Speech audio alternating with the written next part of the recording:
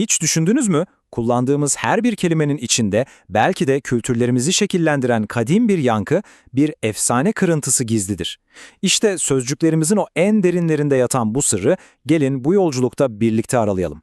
İşte bütün bu analizin merkezindeki soru da tam olarak bu. Konunun felsefi derinliklerine dalmadan önce, eğer bu tür sorgulamaları seviyorsanız ve daha fazlasını keşfetmek istiyorsanız, Kitap Felsefe kanalına abone olarak bu yolculuğumuza ortak olabilirsiniz.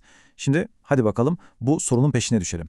Bu gizemli ilişkiyi anlamak için işe bir zamanlar çok etkili olan ama artık büyük ölçüde terk edilmiş bir teoriyle başlayalım. Sahi, mitler nereden gelir? Bakın, Max Müller'in teorisine göre mit öyle yaratıcı bir güç falan değil, adeta dilin bir yan ürünüydü. Kelimelerin doğasındaki belirsizlikten kaynaklanan bir hastalık, düşüncemizin üzerine düşen bir gölge olarak görülüyordu. Yani bir nevi bir hata. İşte bu iki ifade aslında birbirinden tamamen farklı iki dünya görüşünü özetliyor.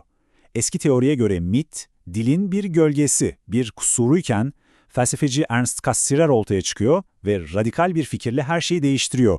Mit diyor bir gölge değil, dilin ta kendisi gibi onun bir ikizidir. Bu karşıtlık yolculuğunuzun geri kalanını şekillendirecek. Peki, eğer mit bir hatadan ibaret değilse, o zaman nedir? Cassirer, cevabı bulmak için çok daha derine, hem dilin hem de mitin doğduğu o ortak başlangıç noktasına bakmamız gerektiğini söylüyor. Cassirer'in bu sözleri teorisinin tam kalbini ortaya koyuyor.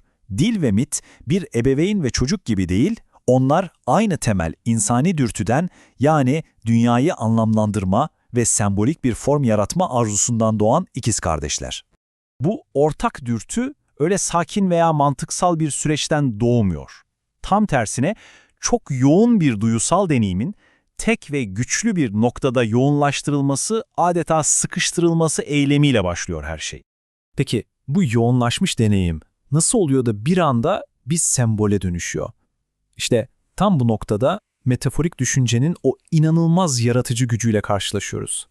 Cassirer bu yaratıcı eylemi 3 adımlı bir süreç olarak tanımlıyor. Önce diyelim ki şiddetli bir fırtına gibi anlık ve çok güçlü bir deneyim yaşanıyor. Sonra bütün bu tecrübe tek bir noktada odaklanıyor, sıkıştırılıyor. Ve en sonunda bu sıkışmış enerji adeta bir volkan gibi patlıyor. Ve bu patlamadan ya bir kelime doğuyor, gürlemek gibi ya da anlık bir tanrı yani gürleyen tanrı gibi bir figür. Aslında aynı madalyonun iki yüzü. Burada şunu anlamak çok kritik. Bu basit bir benzetmeden çok daha fazlası. Bu ham bir izlenimden yola çıkarak yepyeni bir anlam kategorisi yaratma eyleminin ta kendisi. Yani bir şeyi başka bir şeye benzetmek değil bu. Sıfırdan bir anlam dünyası inşa etmek.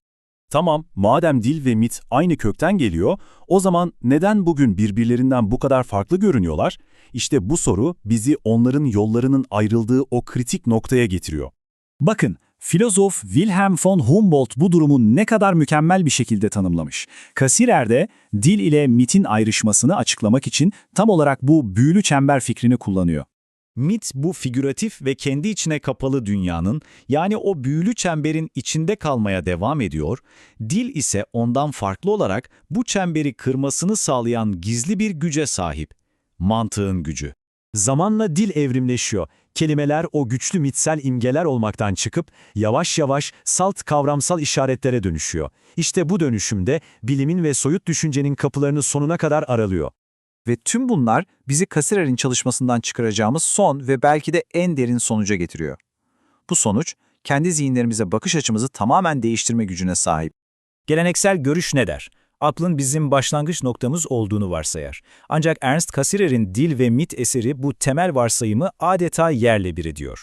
Ve işte bu alıntı temel sonucunu ne kadar harika bir şekilde gözler önüne seriyor. Akıl bizim varsayılan durumumuz değil. O çok daha eski olan mit ve dilin ortak temeli üzerine inşa edilmiş, gerçekten de zor kazanılmış bir başarı. O halde üzerinde düşünmemiz gereken o can alıcı soru şu: bu kadar bilimsel, bu kadar rasyonel bir çağda bile her gün kullandığımız kelimelerin içinde o kadim, o mitsel güç hala bir yerlerde yaşamaya devam ediyor olabilir mi? Ne dersiniz?